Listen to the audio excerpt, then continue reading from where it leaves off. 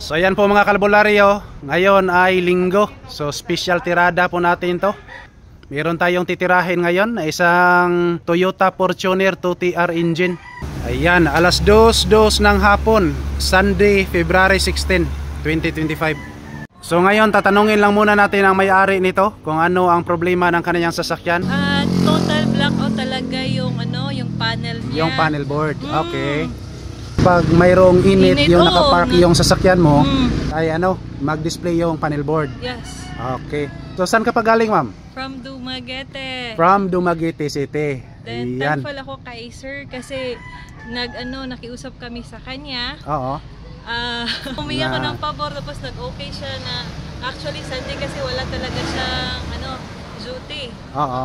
Hindi mo ba pinaayos doon sa Dumaguete, ma'am? Hindi, sir. Hindi kasi pa pinagalaw. talaga namin na pupunta talaga kami sa inyo.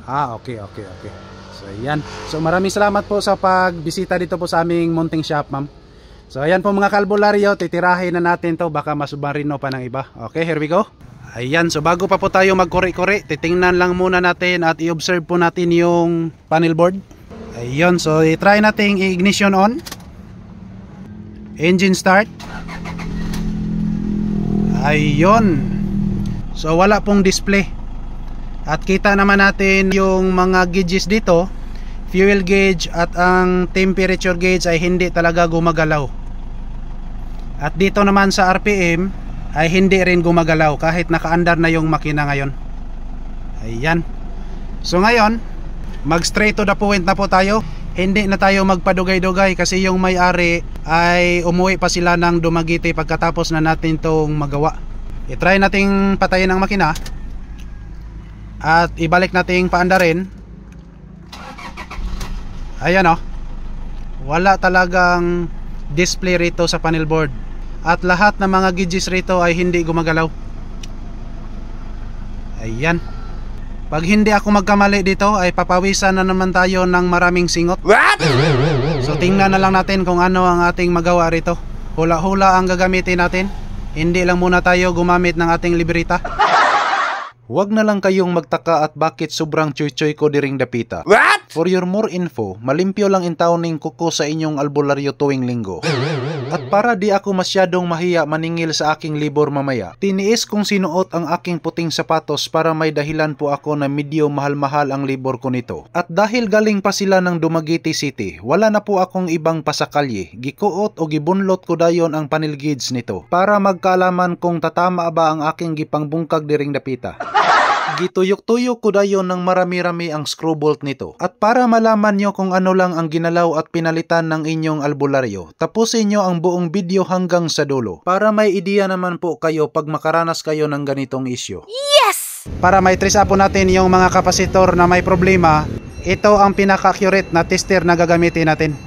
Ayan So kita nyo ngayon ang needle pointer at hindi umaabot sa dulo yung color green. Ibig sabihin ay mayroong problema ang kapasitor ito. So isa pa lang to ang na-test natin. Proceed po tayo sa ibang kapasitor. Ayan, so ganun pa rin. Sira pa rin ang ikalawang kapasitor. At proceed po tayo sa ikatlo na kapasitor. So ayan po mga kalbularyo, kita naman ninyo na aabot sa color green. Ibig sabihin ay okay po ito. So itong dalawa na i-test natin ay may problema na. Punta po tayo sa iba. Ayan. Dito po sa ika-4 na kapasitor ay sira pa rin. Ayan So kita nyo ngayon, sa ika-5 kapasitor ay hindi na gumagalaw yung needle pointer. Totally dead na po talaga yung ika-5 na kapasitor. Proceed po tayo sa ika-6. Ayan. So ganun pa rin. Ika-6 na kapasitor ay totally dead rin. Proceed po tayo sa ika-7. Sa ika-7 ay hindi na talaga gumagalaw yung needle pointer. Ayan, so sa lahat na kapasitor ito ay ito lang po ang isa, yung good. At ang 6 naman ay patay. So kailangan natin tong palitan, yung 6 na kapasitor. Mag-observe po tayo kung mayroon bang development sa ating gikuri-kuri diring dapita. Alright, Gipang-ibot ko agad ang lahat na defective capacitor ito. Ito talaga ang kadalasan na problema sa mga totally blackout issue. Paalala lang po sa mga car owners dyan, palagi niyong tandaan, pag makaranas po kayo ng ganitong issue, wag na wag po kayong magbili agad ng bago. I suggest, idaan nyo muna sa albularyo, baka madali pa sa talagsaong tutho at horim-horim ko. What? Ayan, so ito na po ang pinalitan natin, yung lahat na kapasitor. 1, 2, 3, 4, 5 at 6. So ngayon po, titingnan lang muna natin dito sa tester kung aabot pa dito sa dulo yung needle pointer natin. Kasi nung kanina, yung mga luma natin dito, ay ang iba dyan ay hindi na talaga gumagalaw. Kita naman natin kanina. So ngayon, titingnan lang muna natin dito para may trace up po natin kung mayroon bang kaibahan sa ating ginagawa rito. Ayan, so magsimula po tayo dito. Ayan o. Kita nyo ngayon ang needle pointer ay aabot talaga siya sa dulo. Yan. Ulitin natin. Yan. So ibig sabihin pag umabot siya dito ay healthy yan. So goods po yan. Proceed po tayo sa number 2. Ayun. Goods na goods. Number 3. Ayan o. Goods. Number 4. Yan, number 5 at number 6. Ayan. So ngayon po ay goods na ang lahat na kapasitor. So ngayon ibalik nating i-assemble yung cover ito at ibalik rin nating isalpak doon sa sasakyan. Dahil sa tingin ko ay maayos na, sa walay paglangan, agad ko itong tinakpan at di ko talaga maiwasan. Kinabahan ako ng todo rito na baka maulawan lang ako sa tag-iya pag di tumama ang aking patsamba. Kaya di talaga maiwasan na gagamitin ko ang aking tinaguang tutho na kapag di po kayo motoo o naara ninyo. At pagkatapos kong kinabit ulit, pinunasan ko ng kunti rito para sureball na may tape na naman ako. Sa mga baguhan na mekaniko dyan, punas-punas lang ang tanging paraan para makatape din po kayo kahit pamasahe man lang.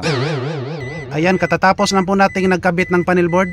I-try lang muna nating i-ignition on para makita natin kung gumagalaw na ba ang mga gauges rito at yung mismong odometer. Yan, so ignition on. Observe po tayo. Ayan. Ayan o, so kita nyo ngayon mga kalbularyo ay gumagalaw na ang fuel gauge, temperature gauge at may display na rin yung odometer. Wow! Yan. So ngayon titingnan natin ang RPM pag umaandar na ang makina kung gumagalaw ba. Engine start. Ayun. So ayan po mga kalbularyo, back to original na lahat ngayon. Kita naman natin yung kaibahan kanina. Kasi kanina ay totally blackout po dito. Hindi gumagalaw yung mga gauges at walang ilaw rito. At syempre ang odometer ay walang display kanina. Ayan. So ibalik natin patayin ang makina. Ibalik natin paandarin. Engine start. Ayun. So ngayon, problem solved na naman po tayo dito. Maraming salamat po sa inyong panonood. Sa kanunay, dalaygon ang Diyos. Daghang salamat. Babo. Anya ma'am, okay na ma'am. Okay kayo po, thank you kayo. Okay kayo sir, okay na sir? Okay. Okay kayo. Uli pa murag dumagiti sir? Ari pa Miss Brothers po. Okay, maagi pa magsibo day. Ayan po mga kalbularyo, another satisfied customer from Dumaguete City.